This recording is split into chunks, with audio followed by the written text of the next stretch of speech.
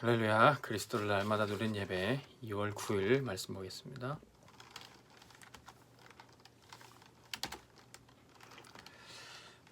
말씀 제목은 광야 성막교회에 명령하신 것입니다. 레위기 8장 1절에서 13절 말씀.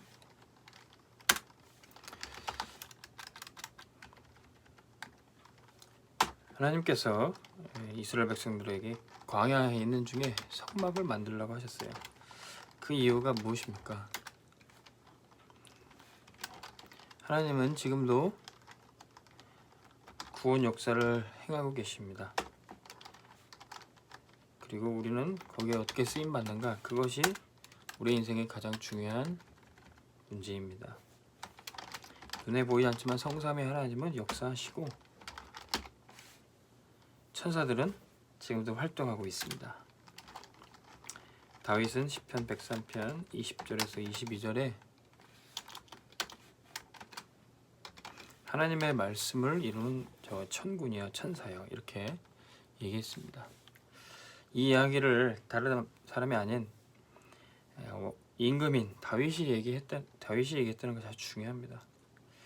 다윗은 성공자여 또 왕이요 그의 명령에 움직이는 수많은 신하들과 군대들이 있었습니다.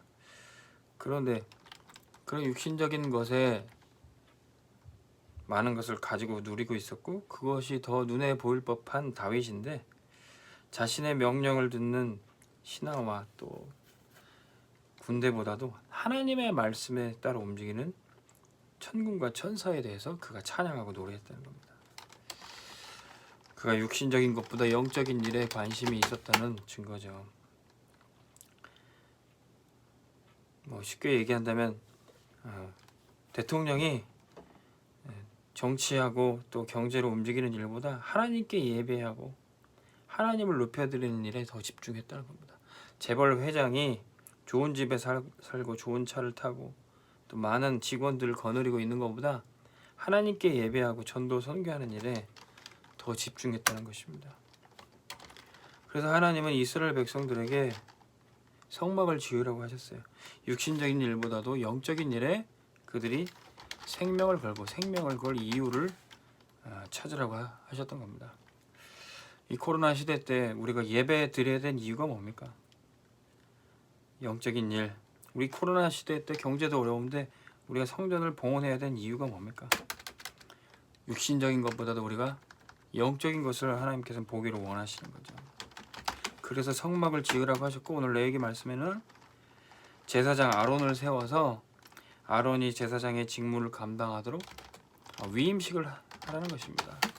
말하자면 교회 담임 목사님을 세워서 위임식을 하는 것과 마찬가지입니다. 주의 종을 세우고 모든 이스라엘 백성들의 모든 성도들이 함께 가야 될 여정이 있기 때문입니다. 첫 번째 그것은 해방의 여정이에요. 성막을 짓고 제사장 아론을 세우고 이 해방의 여정을 떠나야 되는 겁니다. 그 방법은 수송아지를 잡고 수양을 잡으라는 거예요. 당장에 먹고 살아야 될 젖을 짜야 되고 또 옷을 줘야 될 이 수양을 잡아서 하나님께 드리라는 거예요. 왜 그렇습니까? 출애굽하였지만 진짜 출애굽을 해야 되는 겁니다. 출애굽하였지만 광야에서 의식주에 매였기 때문에 거기서 빠져나가라는 거예요. 그 말은 진짜 구원받고 흑암 세력에서 빠져나오라는 겁니다. 이 해방의 여정을 떠나야 되는 것이죠. 우리가 구원받은 하나님 자녀지만 경제에 잡혀있고 세상에 육신적인 논리에 잡혀있다면은 구원받은 하나님 자녀처럼 살 수 없는 거죠. 전도자처럼 살 수 없는 거죠. 그래서 세상 경제에 매여있지 말고 성전을 짓고 성전을 봉헌하고 거기에 쓰임 받으라는 겁니다. 그래야 진짜 육신적인 것에서 해방될 수 있어요. 하나님이 뭐가 부족해서 우리의 헌금을 받고 우리의 헌신을 받고 싶어서 하시는 게 아닙니다. 그 해방의 여정을 우리가 가라는 겁니다. 그 여정은 또한 우리의 모든 것을 치유하는 치유의 여정이 됩니다. 아론을 제사장으로 세운 다음에 물로 씻기라고 했어요. 물은 많은 것을 씻을 뿐만 아니라 치유하고 회복하시는 겁니다. 뭘 치유해야 됩니까? 애굽에서의 그 상처, 여정 가운데 있는 모든 질병을 치유하려는 겁니다. 육신의 문제뿐만 아니라 진짜 영적 문제를 치유해야 되는 것입니다. 물로 씻으라는 그 말씀에 순종할 때 말씀의 능력을 체험하게 되는 것이죠. 세 번째, 우리는 증인의 여정을 가게 됩니다.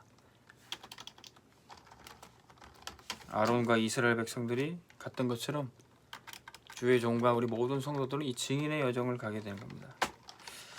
제사장은 가슴에 흉패를 품고 하나님의 뜻을 묻는 우림과 둠밈을 가지고 있었습니다. 이게 무엇입니까? 흉패는 12개의 보석으로 그 보석마다 12지파의 이름이 새겨져 있습니다.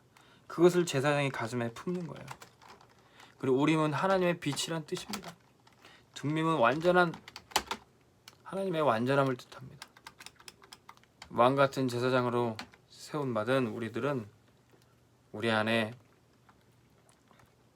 나라와 민족, 우리 가정을 품고 우리 교회를 품고 기도할 때 그리스도의 빛이 우리 속에 있어요. 완전한 복음이 우리 안에 있습니다. 그것을 품고 우리는 증인의 여정을 가는 것이죠. 그때 우리에게 오늘 응답이 237 치유 서밋의 응답을 발견하게 될 겁니다.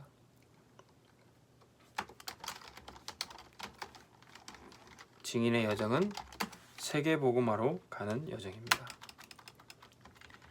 이스라엘 백성들이 성막을 짓고 아론의 위임식을 하면서 그들은 다 함께 응답받게 돼요. 제사장에게 입혔던 그 에봇, 사실은 모든 이스라엘 백성들이 입는 겁니다. 왕같은 제사장으로 쓰임받는 우리도 에봇 입는 인생이 되는 거예요.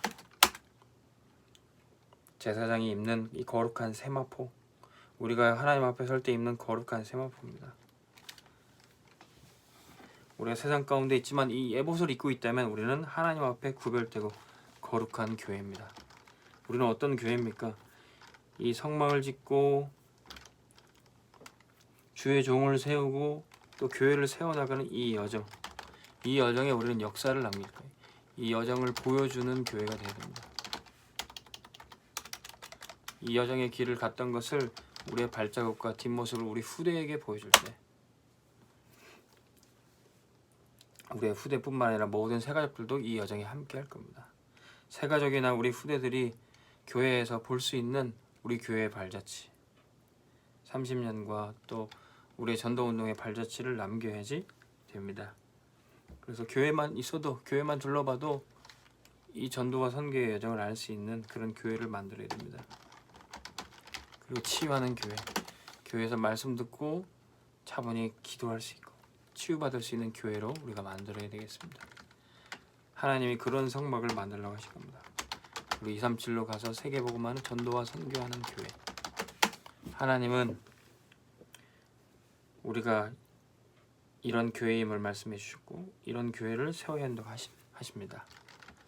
우리는 세상의 옷을 입은 게 아니라 거룩한 세마포, 에봇을 입은 인생입니다. 아론과 같이 오늘 말씀으로 우리에게 옷 입혀 주시고 그리스도로 옷 입혀 주시기를 바랍니다. 기도하겠습니다. 하나님 아버지, 광야에서 성막을 지으라고 하셨고 또 주의 종 아론을 거룩히 구별해서 세우라고 하셨습니다. 하나님, 우리가 교회를 세우고 또 담임 목사님과 주의 종들을 세워 이 말씀 운동과 전도 운동을 펼쳐나가게 해주시니 감사합니다. 하나님, 우리가 이 여정의 발걸음 속에 완전히 육신적인 것, 세상적인 것, 사단에 잡힌 것에서 해방되게 하여 주옵소서.